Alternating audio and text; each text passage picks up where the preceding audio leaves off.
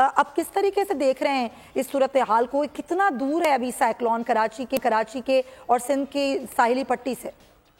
ये बिल्कुल जी, अभी ये कराची के आस्ता आस्ता करीब आना शुरू हो गया है। ये मॉर्निंग में ये 600 किलोमीटर था, लेकिन अब इसका फासला और मजीद कम हो गया है।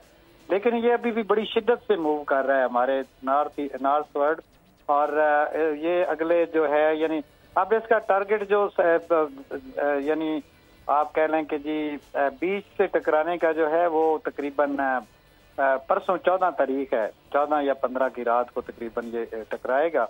लेकिन इसकी शिद्दत इजाफा हो गया है। अभी भी आप देख रहे होंगे कि कराची और उसके आसपास जो है समुंदर की लहरों में शिद्दत आनी शुरू हो गई है।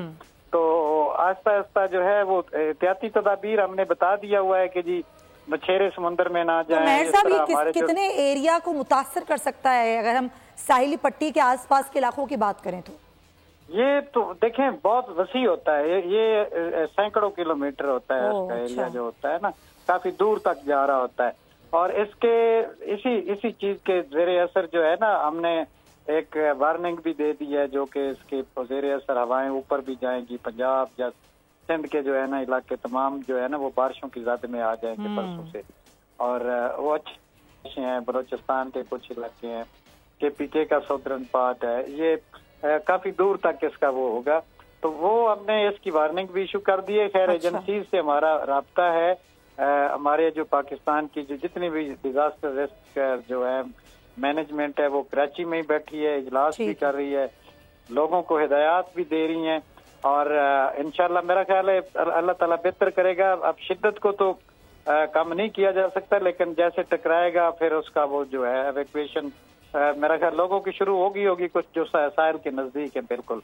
तो ये बताइएगा कि ये आपने जिस तरह कहा कि ना सिर्फ बारिशों का भी सिलसिला होगा जो पंजाब तक ही जाएगा और उस दायरे पूरे एरिया को मुतासर कर सकता है, लेकिन अगर मैं बात करूं कराची की, तो जो कराची की साहिली पट्टी है, आपने कहा कि सुबह में ये 600 किलोमीटर कराची से दूर था, लेकिन बहुत तेज़ी से बढ़ रहा है। ये खुदा ना खास्ता अगर ये आता है कराची की साहिली पट्टी से टकराता है और वो लोग जो यहाँ पर मौजूद हैं उनको कितना खतरा हो सकता है? क्योंकि खुद हमने अपने नाज़रीन को बताया कि लोगों का इनकला नहीं शुरू हो सका है अब तक। मेहर साहब, ये जो हमने बताया है ना कि जी इन लहरों की ऊंचाई जो है ना जी वो 3 से 3.5 मीटर होगी, यानी आप कह सकते हैं कि 10 फुट तक ऊंचाई होगी कराची जब ये समुंदर से जमीन के साथ टकराएगा।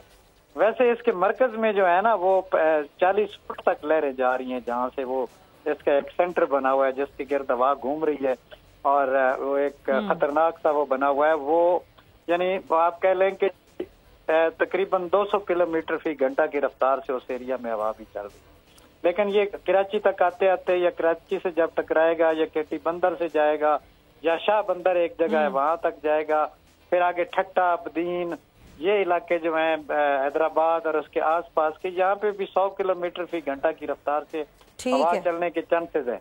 जो हमारा ये आपको पता है कि जी हमारे सिंध में ज्यादा कल्चर जो है ना वो छप्पर टाइप वो इंफ्रास्ट्रक्चर है, ऐसा ही है, तो उसको काफी डैमेज होने का काफी मुतासर होंगे वो, इसीलिए लोगों को से कहा जा रहा है कि वो इनकला जो है वो यहाँ से कर लें।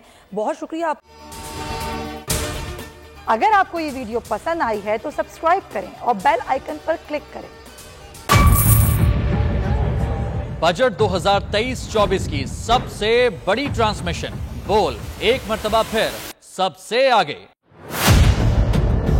वजीर खजाना की बजट तकरीर की सबसे बड़ी कवरेज 62% अवाम ने देखा बोल की स्क्रीन पर। Welcome back to the budget transmission.